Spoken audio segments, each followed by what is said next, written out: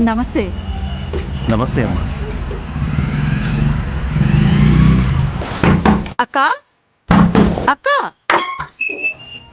అక్క చాలా రోజులకి వచ్చినావు. ఏంది సంగతి? ఏమైనా విశేషమా? విశేషమే. నేను సొంతిల్లు కట్టుకున్నాను. గృహప్రవేశానికి తప్పకుండా రావాలి. అవునా, చాలా మంచిదక్క. ఎప్పటినుంచో ఇల్లు కట్టుకోవాలనుకుంటున్నావు, మొత్తానికి అయిపోయింది. అవును, ఇంతకీ ఏమైనా లోన్ తీసుకున్నావా లేక అప్పు చేసావా అక్క? అప్పేమీ లేదు. ఇందిరమ్మ స్కీమ్ కింద 5 లక్షలు ఇచ్చారు. దాంతోనే కట్టుకున్నాం. అవునా, నాకు ఆ ఇందిరమ్మిల్లు జల్దీ వస్తే బాగుండు. ఆ డబుల్ బెడ్రూముల ప్లాట్ల కోసం తిరిగి తిరిగి అలసిపోయినాం. అవును, ఆ 2500 సంగతేంటక్క? నీకు రావట్లేదు, నాకు రావట్లేదు. ఈ 2 ఏళ్లలోని ఇన్ని చేసినవాడు ఆ 2500 చెయ్యలేడా? అసలే ఒక పార్టీని నమ్మి 10 సంవత్సరాలు మోసపోయాం. ఈసారి రేవంతన్న ద్వారా నేను లబ్ధి పొందాను. నువ్వు కూడా లబ్ధి పొందుతావు. మనందరికీ నమ్మకం ఉంది.